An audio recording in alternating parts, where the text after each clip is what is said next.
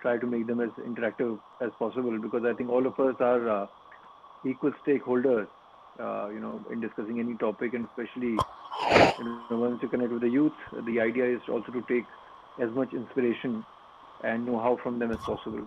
So I think today's topic, as you are already aware, is on law, technology, digitization, and artificial intelligence in the domain of our day-to-day life, especially in the legal industry, and how courts are embracing this technology. So I think just while I was already discussing this topic with Gurpur ma'am, I think last week, and also with my chamber colleagues, we are thinking, why has nobody so far filed any public interest litigation in the Honorable Supreme Court of India, because this is such a important topic and we need to have a nationwide approach. And the access of justice, to my mind, is as essential as your food, water, air, or any other commodity which is falling under the Essential Commodities Act, because justice and access to justice, if denied at any point in time, can create a lot of havoc. Now, I think while we were already deliberating this point, 2 days ago, the good news came that the Honorable Supreme Court of India, on a suo moto action on its own, has decided to take up the topic of video conferencing and how to have a nationwide application of using AI and digitization of the courts. And the large bench, which was presided by the Honorable Chief Justice, Justice Bobde, Justice Chandrachud, and Justice N. Nageshwar Rao, I think day before, have come up with a first order, thereby directing all the high courts of the country and all the subordinate courts under those high courts to devise a mechanism to come up with a plan where we can, with ease, utilize digitization, by which the access of justice, which is a paramount interest of the court towards the litigant, towards the cause of justice, towards the basic tenets of constitution, should not only be upheld, but while doing so, should have a last mile reach and availability. And I think it's a 7-8 page order, and the next date of hearing would be after 4 weeks. But in the meantime, I think all the stakeholders, all the high court judges, all the lower court judges, Supreme Court judges have come together in this excellent endeavor to utilize this platform, not only in the time of COVID-19, but also henceforth, as and when the situation resumes to be a normal situation, to utilize this in terms of making access to justice easier, more accessible, at the same time decongesting the courts, because anybody and any student who has done his or her internship by going to courts or being under a litigating lawyer would have realized that many a times, if you are in a hurry, you have to go and report to the court early morning when the courts are presiding, when you're getting ready for your matters to be listed. There are parking issues, there are normal traffic, there is carbon footprint that we all contribute to evenly. Then getting inside the court in case a matter gets passed over or gets adjourned because you are not ready to reach on time. It has so many repercussions, which means practically you spend, by the time you wait for your matters to come, again, maybe next 2 hours, 4 hours, depending how much time, it takes. So I think it's an excellent initiative. It's the need of the hour, which the courts have stepped towards.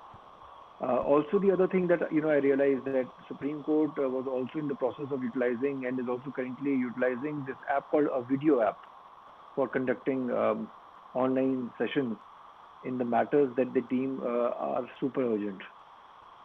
I think Kerala High Court and Karnataka High Court have been using Zoom app that I've read about, and the Delhi High Court is also using WhatsApp calls, in some matters. So I think what one can see and how the courts are dealing with this is they are using technology which is currently available to them. But I think the government needs to come up with a robust scheme, either through the portal of .nic.in, which is the go-to portal for the government, to make it a very centralized system for all the courts in the country, so that they are digitized through a common mechanism. Now, for example, if you go to ecourts.nic.in, I think you get a nationwide tally and details of all the district courts, tribunals, High Court and Supreme Court of India, their cause list, their orders. But then many a times we find a practical difficulty in having some orders not being uploaded on time, copies not being available, whether those copies can be used in the form of certified copies in the court. So I think with the new initiative, we are definitely entering into a new era.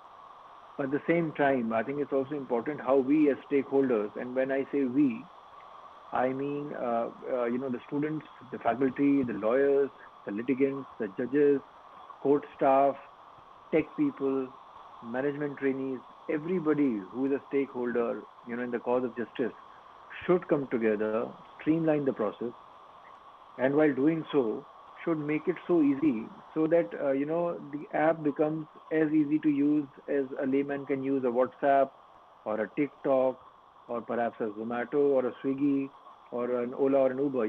That has to be the ease of an app because we already have systems in place. We have judges who are deciding the matters for you.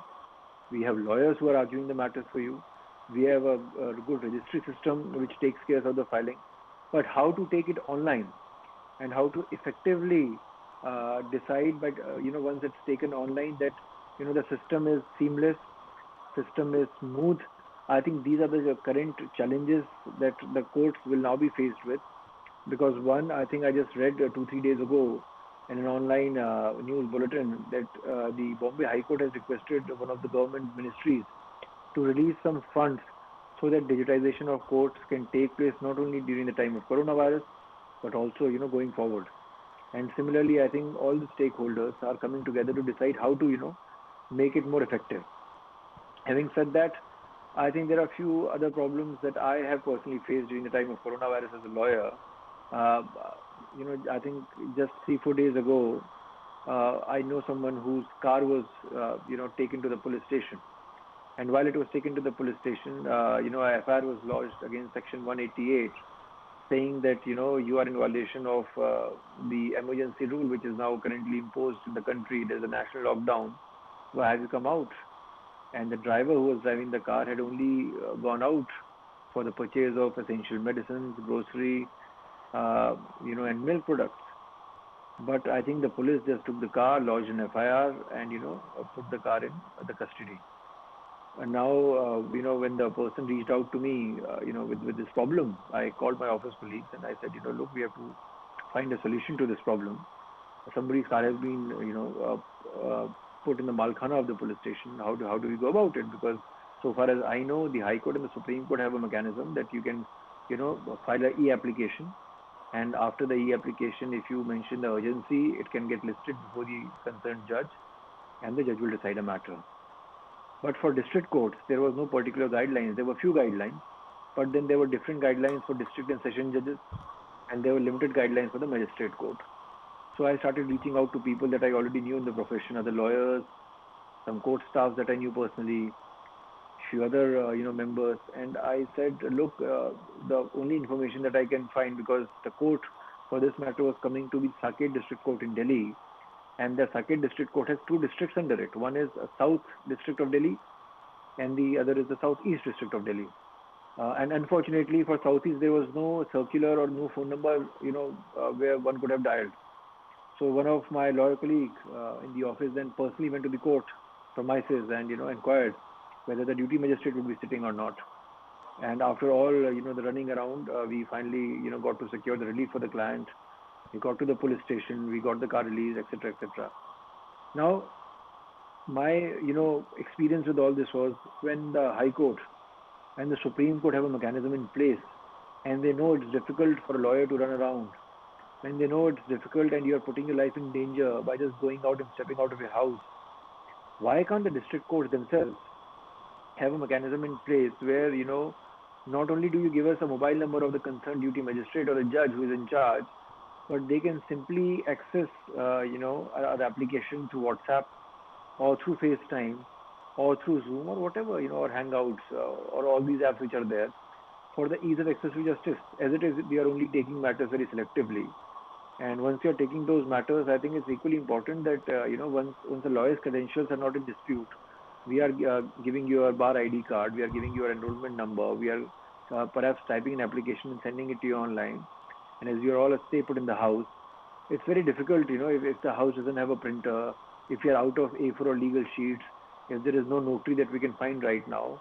So you have to go on the basic gut instinct of trusting the lawyers who are already practicing and making the process very easy and very fast.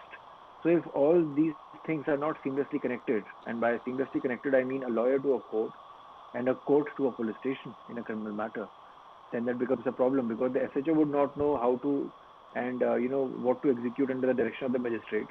If the magistrate after giving the order has risen again, then you and if the order is not clear, then you will have to file an appeal. So all these confusions arise. Another example that I can give you is I think yesterday I was reading that one of the lawyers, I don't know whether before the Karnataka High Court or before the Supreme Court raised an objection that in a dispute, in a water dispute between Karnataka and Tamil Nadu perhaps, or Kerala, I'm not sure, said that my video call got dropped in between the hearing and I was not given a chance to advance my arguments. And on that, I think he has now raised a contention. So I think we are now stepping out and stepping up in the scheme of things where online education, online, court hearings, the virtual reality which was there is now actually, becoming a true reality in the most, strictest of sense. And we have to find out a mechanism on how to make it easy so that we don't have these call drops, we don't have confusion, we have documents which are to be put before the honorable judges in a manner which are very clear, which are very precise. I think we must not typically go back to the old routine that you must have a 3/4 margin or a 1/3 margin at the top, at the bottom, or the left, because that will not only waste so much time in indenting your document, but I think at the same time, if a document is clear, if it's visible, if it can be read in English, then I think that matters should suffice. But I think that's only true, so far as High Court and Supreme Court go, because the language, for putting your case, for pleading your case is English. However, I think when it comes to district court, every district court, deals in their local language. So, for example, if you're arguing a matter in Delhi, you can argue in Hindi, you can argue in English, you can argue in Urdu. If you're in Punjab, you can argue in Punjabi. If you are in Pune, you have to argue in Marathi, so on and so forth. So we have to realize that, while, a matter is being argued with the help of technology, can we utilize, or use a software by utilizing that software so that even if an argument is being, advanced in a local language, can that be transcribed into English for the ease of registering those arguments in a court of law? And thereby, if the same, if a judge has to give an order later, and if an appeal has to be prepared for High Court or Supreme Court, then the transcribed document, which is already in English, can be utilized without wasting so much of time. So I think a lot of these issues, can be streamlined, but I think all of us have to come together. And, when I am speaking to young law students and the faculty there, I think you are the torch bearers of this task, because when you impart education, when you think of these ideas within your local area, you have the last mile reach. If let's say there are 500 students in a law college, then and if you have a legal aid cell or a legal aid committee, or if you're doing an internship in your nearby district courts, then what are the problems being faced by the court. How with the help of technology can we overcome that? How can we make things easier? How can we collate data? Let's say Symbiosis Law School, is one of the premier law institute of the country. How can you collate data? How can you make a division within the law school by which, either by being in association with the Bombay High Court or with the Supreme Court of India or with your concerned district court, you can handle all these things. So I think, sir, the stakeholders, as I said, have to come together. We all have to brainstorm. We all have to collate our ideas, and only then can we, move forward. I would also request, if the students who are currently involved in the session, may feel free to put questions to me or any ideas that they have in their mind, so that we can jot them down. We can take note of them. At the same time, together walk in this endeavor.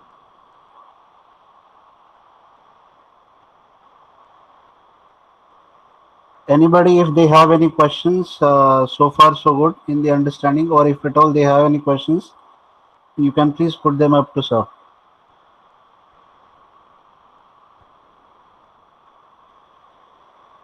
Anyone, please?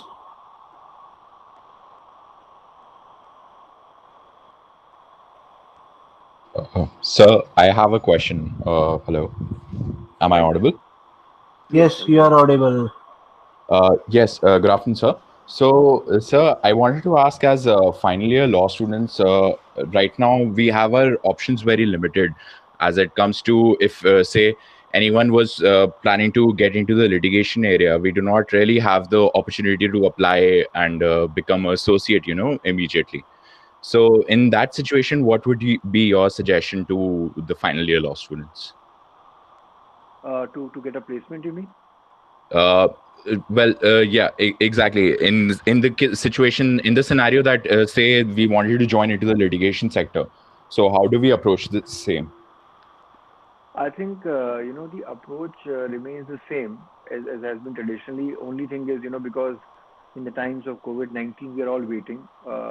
With the bated breath, we don't know when the lockdown is going to get over. The government has to come out with further instructions and information to all of us.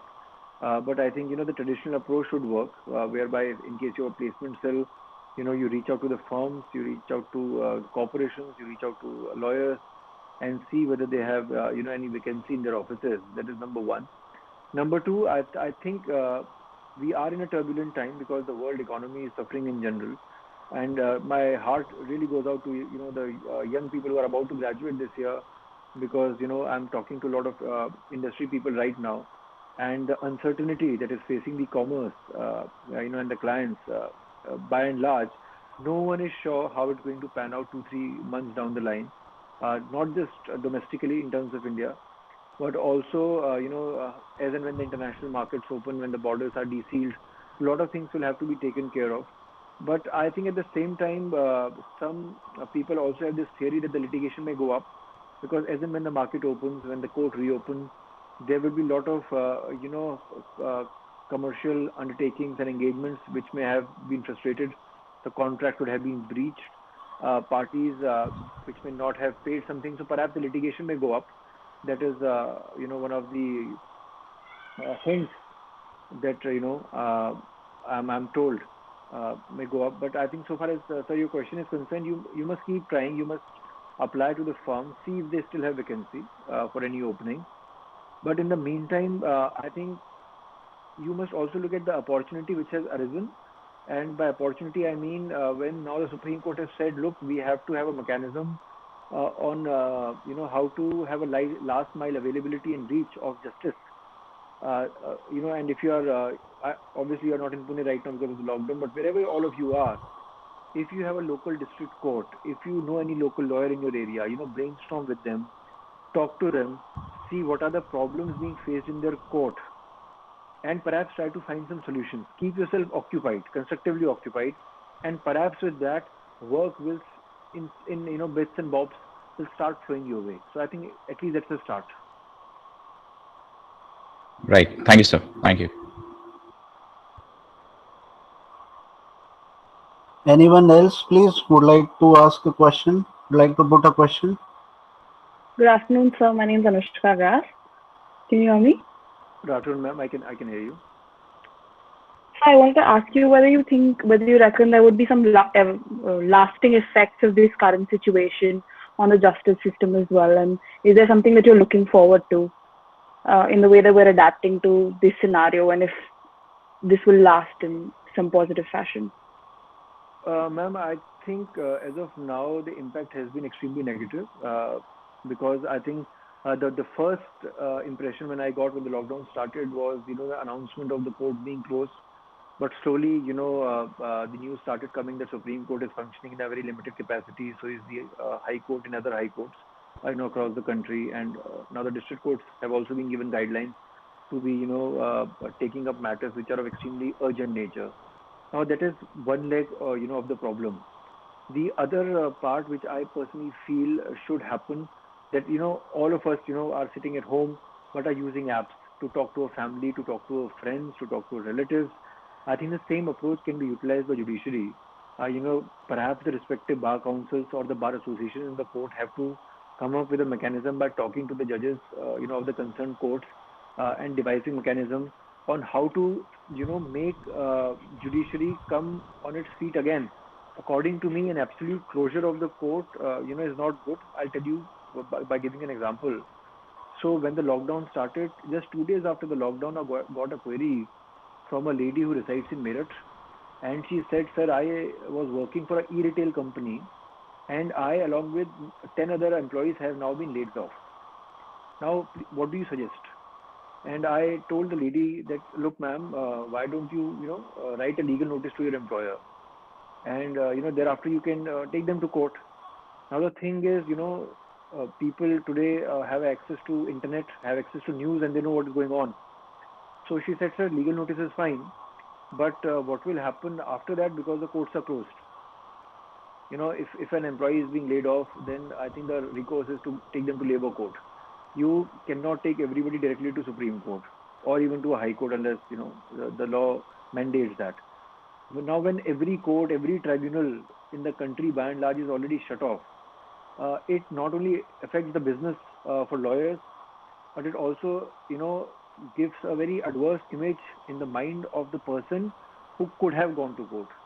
Also, I'm also reading some news reports internationally, UK, US, France. I don't know about so much in our country, but saying that domestic violence has also increased, and some data is now being collected by some international agencies saying that people are sending secret signals to the police or calling 911, saying that they are being abused at home. So few things, and because there's a lockdown, there is no way to concretely ascertain a data. What should one do in these times if they have no access to justice, if they can't go and reach out to the police, if the police themselves is busy maintaining law and order situation on the roads, making sure that the people don't come out? So obviously we are in a very extraordinary situation. The circumstances are adverse, but I think in no way does it mean that we should not apply logic, not apply common sense, and not try to find a solution. We already have courts in place.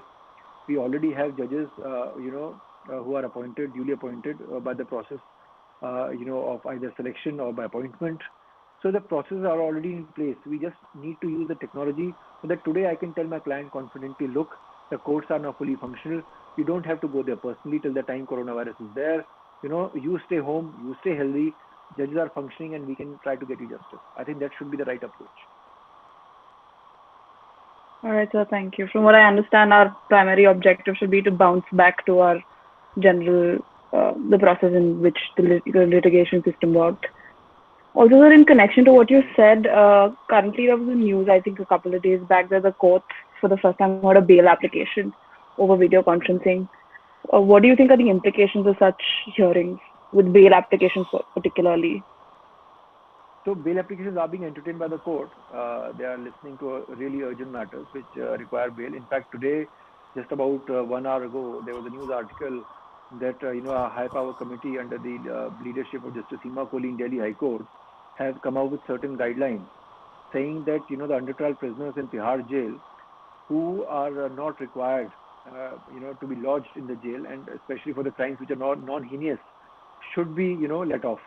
So that news I just read an hour ago before start of the session, and I think that's a amazing step by the Honorable High Court. But crimes like murder, NDPS, POXO, rape, and other heinous offences, they are being held as an exception. But other crimes, which are only having 7-year imprisonment or less, and other non-heinous crimes, are being given weightage for bails to be granted to people. All right, sir. Thank you very much. Thank you. Good afternoon, sir. My name is Mayank Takone. Good afternoon. Good afternoon. So, my question was very specific to you. Have you gotten an opportunity to argue a matter on video conferencing with any of the courts? And if yes, do you think there is a slight advantage in arguing a matter in person rather than video conferencing, because emotions, etc., are not as readily expressible on video conferencing than they can be expressed in person to a court? Right. So let me answer your question in two legs. Personally, I have not had the chance to argue a matter in video conferencing.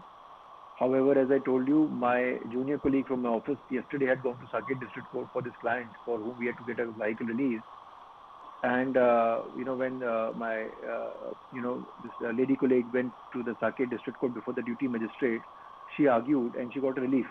And when we went to the police station, they were quite surprised. They are like, in these situations, normally in these FIRs, the court is not letting, that easily letting a car get released. How did you get the car get released? So we told them, in our application, we made a point that the car which has been impounded belongs to senior citizens. And in case there is a medical emergency, how will they go to our hospital? So a car has to be released. So we made a case, and that case was heard. And we had to go, physically to the court. And while going physically, I think there were 2-3 barricades that I was told that she had to cross, and she showed her bar ID card and everything, and we eventually got the relief. That is one. But, I have seen a few video footages of lawyers who have argued before the Honorable Supreme Court of India, and so far as I think the human connect is concerned, emotions are concerned, yes, sir, you are right.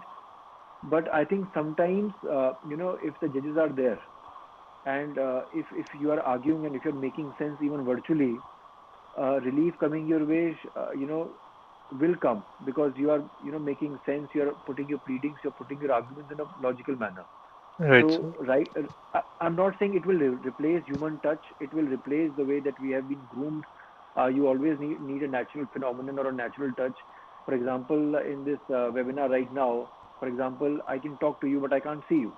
So, Right, let's say, sir. in a normal conference or in a normal conclave, when you can see your audience in front of you, when you are cracking a joke, when you are interacting with people, you can see their reaction. You can read, your audience, which sometimes become difficult, when the audience is not visible, and you are, out of your own intuitions, talking to people. So obviously there is a marked difference in conducting a webinar or arguing, over a virtual court Right, than sir. being there in person. Always a difference, always.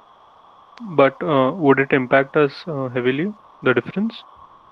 Would it Sir, be better?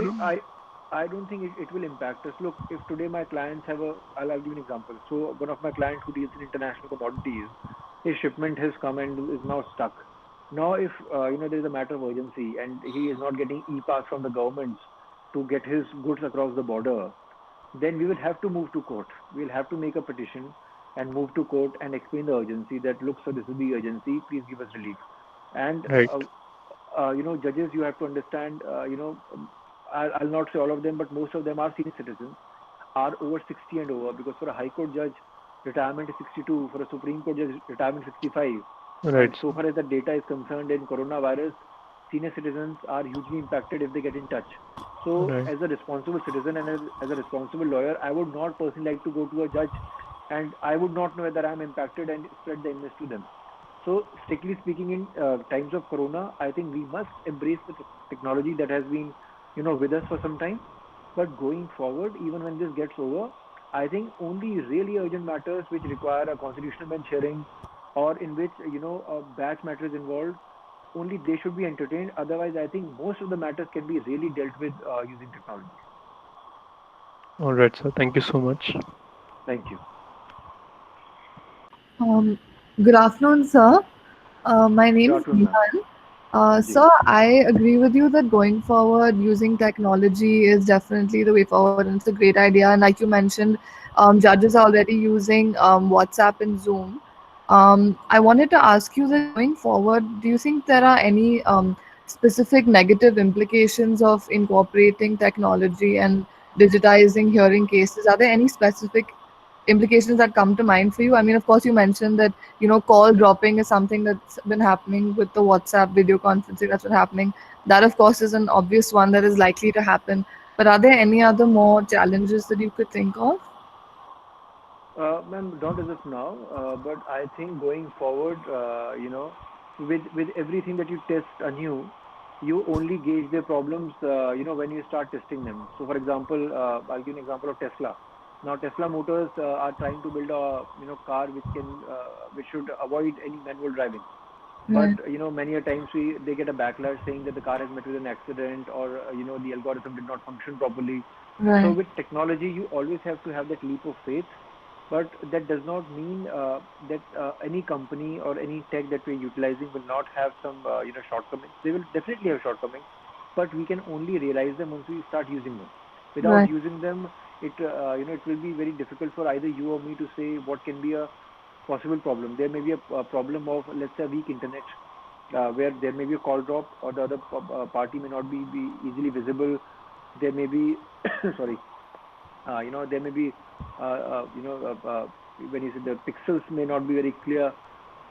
Sometimes you don't know whether if a cross examination, let's say if it happens, if some other person is being prompted in the background, or during, let's say if I'm using my earpod, I'm using one earpod with my phone, maybe the other earpod, like in Munna Bhai MBBS, when he does cheating, so he gets prompted. Yes. So like in cross examination, some other lawyer is prompting the answers in the ear. That may perhaps be a problem Exactly. in the future. Right. So I can think of a few examples, off my head, but then we'll have to round them off and we'll have to conquer them, when the time comes. We'll have to find ways to counter those mechanisms. Right. I was also thinking of something more specific on the lines of, even data privacy, or, when you use a link for multiple people joining a chat, whether it's hacking into a particular system, and, things like that, which we wouldn't have ever encountered before in person. Right. No, that may always happen. Different type of frauds, hacking into court data. Yes. There are so many problems because look, as lawyers, as judges, we are not technicians. We don't know how technology runs, works, functions, how a program is coded, what is the language of a coding. We as people, as lawyers, read into the law and argue. Right. So there are very different things when you are pitching yourself against a person who is a B.Tech. Right. So I think as a society we have to come together, have to have the basic trust in each other, and because courts, as have been in society for the longest of time, so it's not that easy that a person can take the courts and the judges for a ride, because then there will be implications for a criminal matter or a FIR being lodged against them, perhaps a contempt order being suo moto taken against them by the court. Right. So I don't think people will take courts that lightly, but yes, to subvert the process of law, because everything is man-made and man-driven. We will have to think of solutions which may crop up with the problems in the future. Right. Thank you, sir. Thank you, ma'am. Sir, Mayank Takona here. I had one follow-up question to you. Since you mentioned the example of Tesla and the error that it may make in calculating certain things, my question is, in judiciary, we do have judgment errors sometimes, and those get appealed and get corrected. My question was, to what extent can we allow computerized errors to take place while judging, or maybe incorporating AI later on into judging? What kinds of errors would we as a society be allowed to, would we allow? I think when I say AI, I do not mean immediate replacement of the judges. I don't mean that. When I say AI, I mean using technology, using coding, using software and hardware in making things simple to access of justice. I think, to my mind, I always feel that lawyers and judges are indispensable. We'll always be needing them to dispense justice, to take care, because as you initially asked me, the element of human emotion in any case Right. is Right. very high. So it's not just black and white. In law, there's always a lot of gray area which cannot be decided by a machine. There has to be human element which has to come into play, which has in which the judges and lawyers have to be involved, in which we Right. have to have deliberations and discussions, and only then the justice in the truest form can be delivered. Right, sir. But in a few examples, for example, in case of judging maintainability or judging jurisdiction, we can obviously incorporate AI because it's more structured in terms of law. For example, if you go to a court, then you need certain pecuniary jurisdiction, certain territorial jurisdiction. That can be easily judged by an AI. You do not require a physical person to carry on that judgment. In terms of that, if we ever accept AI to come into the picture and take those calls, my question was, what kind of errors would we allow, or would we completely discredit AI just because in few certain cases it has made some errors? Hmm. I think, sir, as I just spoke to one of your colleagues a few minutes ago, I think we'll have to wait and watch for the errors and the type of errors which are committed, and then perhaps take a learning lesson from them and try, in the future that those errors are not repeated. I think that's the only, form of sure-footedness that I can think of as of now. Right. Thank you, sir. Thank you.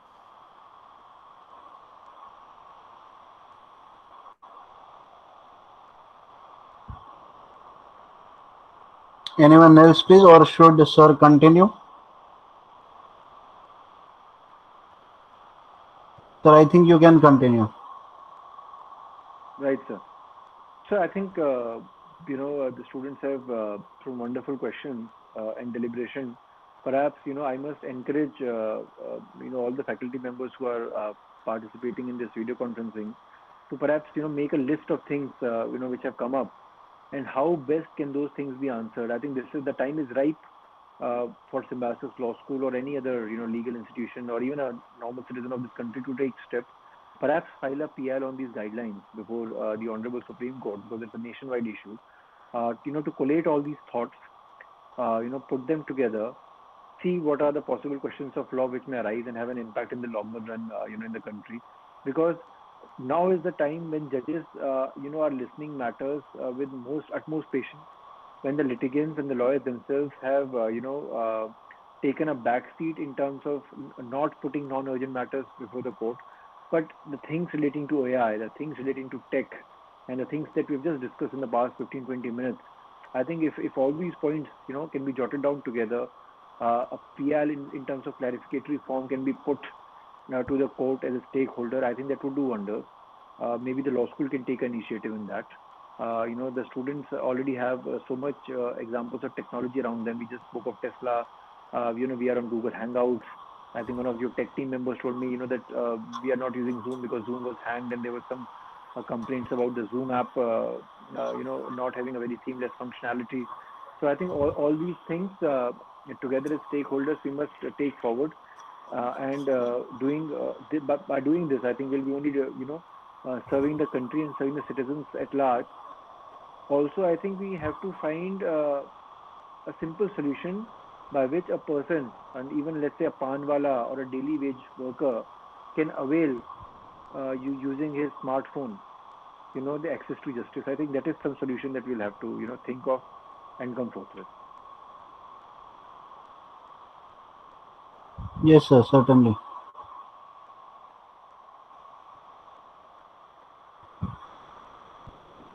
Let me know, sir, if the students have any other question. Yes, in that case, I think students can inquire more questions and maybe put up their own thoughts. And in that way, we can I have one proceed. question. Please put it up. So, being part of a fraternity, how practical do you think it is to expect, say, case briefs to move digital? A lot of judges in the Delhi High Court have moved to screens instead of getting paper briefs, like in person or manual briefs, right? So, how practical do you think is it to expect other courts to follow suit, to have scanned copies or just primarily soft copies instead of having printed documents and lengthy and case briefs?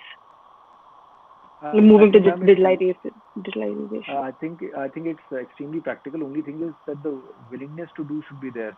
If the will is absent, then nothing can be done. It's not the first time when the Honorable Supreme Court has given the guidelines. As basic example is Vishakha case, which was decided I think in 1996. The time that it took for a POSH Act to come out took so many years.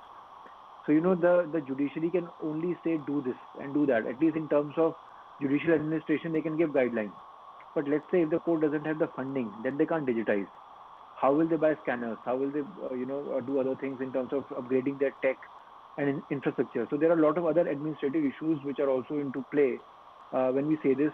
So I think we cannot pin the judiciary alone as the sole stakeholder. I think the government, even the private stakeholder, are equal stakeholders in achieving this dream. And I think a public-private partnership is the need of the hour. For example, PM Modi right now has made a fund called PM Care Fund to take care of people, who are underprivileged in terms of giving them relief.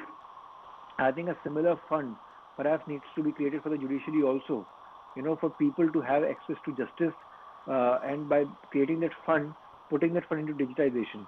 And I think we also need to train, and this is, only my personal view, to at least let the judges know that, look, the margins that have been traditionally going on are okay. It's easier to do it online. But it's such a basic thing. If a lawyer, and most of the judges had been practicing lawyers before they became judges, so when we are lawyers, when we are practicing, we know how to read a brief, we know how to read a pleading, we can read even some of the most difficult and the very documents, and and have them translated if the need be.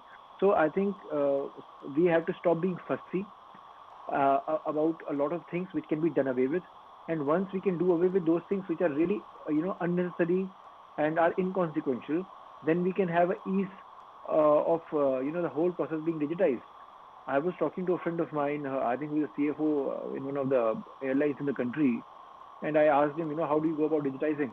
And he gave me a very simple answer. He's like, we are using Microsoft Teams, and through the Teams, we either have PPTs or documents exchange on one side of the screen, and we have the other team members talking to each other. So, all the MNCs have been using this. Why can't the courts use this?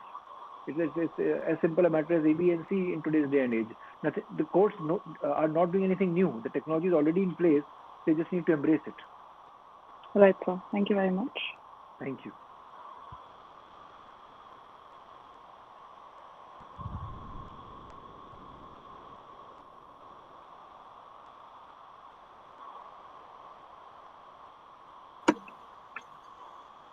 Hi, am I audible? Yes, sir. Yeah, no, I had a doubt. When you talk about AI, since I missed the beginning of the lecture or so, does it mean that you're digitizing it, or are you actually using it in the decision-making process? Both actually. When I say digitizing, I mean everything should be put online. Not only will we save the environment by not cutting the trees, by reducing congestion from the road, reducing carbon footprints, removing parking hassles, and also the anger which goes with it. At least in Delhi, people are very short tempered because of the road rage and etc. That is one part of the digitization. And when I say AI, I mean using all these apps and technology which are at our fingertips in today's day and age, and to use them in speedy redressal of justice. That's what I mean. No, so because why I ask this is because if you're using AI in the decision-making process, so suppose it will require a lot of infrastructure, and when you say it can be either privately funded or publicly funded or something together, like a coalition, then on what basis are we going to put in trust into the private firms or whatever? Because maintaining these systems also costs a lot, which we do not know if the government is willing to take the expenditure or not. And secondly, if it is up to the private players, then it also bears the risk of being hacked or such like. So then what would be the security concerns around it, or would it be I possible to think maintain it?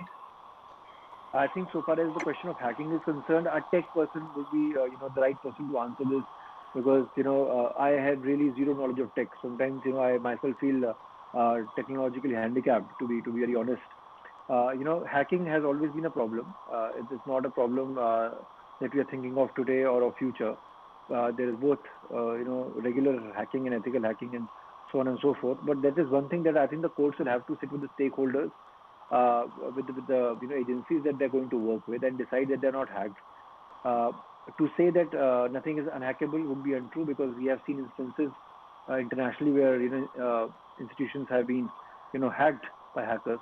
So we'll have to come around that fear, so that to say, and just because we have one fear of hacking at a particular point in time, the next question that pops in my head is, would it make the institution unworkable? The answer is automatic no. Let's say if we are not living in COVID-19 time, the courts were functioning as is. I'm not saying replace judges. I'm not saying replace lawyers. All I'm saying is by using technology make things easier for people. Right, right.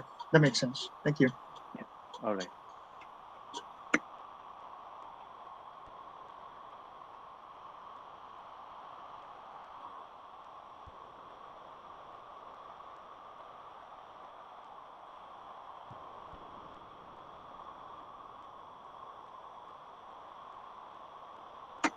Next Actually, I person. had one question.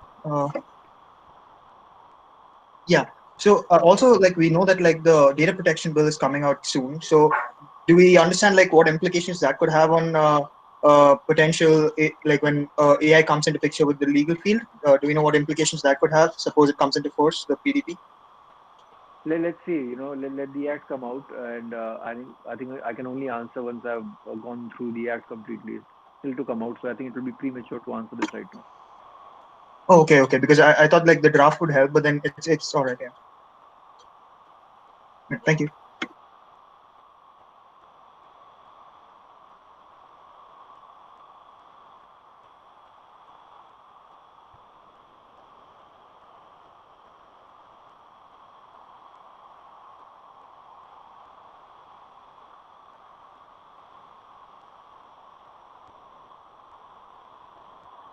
Anyone else, please?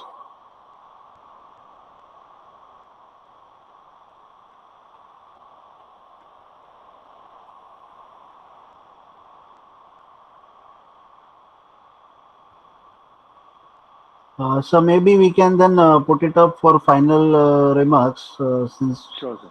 our time is also limited for the positive time. Right. And I think the next we can session we just, are starting that at 5. yes, next lecture will be at 5. Okay. Okay. But unless you have to continue or you have to add anything. I think, sir, I must thank all the students and the faculty to be participating in this. And I personally think a lot of good questions were put, by the students. I would like to thank all of them, to coming to this platform and exchanging their ideas with me. And I think before I part, I must just simply say one share, which I think is very relevant in today's time. I'll interpret it for people who, are not very well versed in Hindi or in Urdu.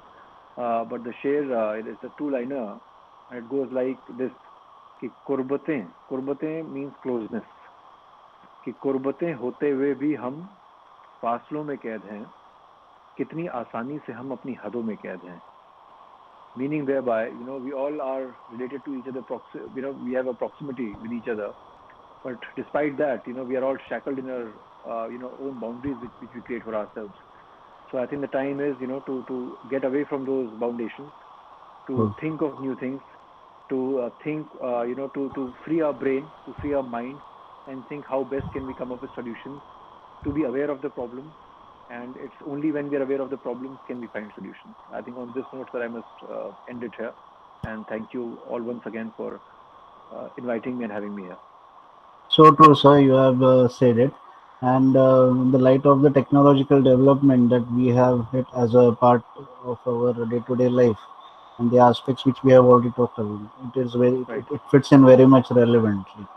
So we thank you, sir. We thank you for your time, and thank you for your thoughts. It certainly was enriching. You had added the new dimension. I'm quite sure students must also have found it informative, and certainly they have also contributed in terms of their thoughts. So we thank you, sir. We thank.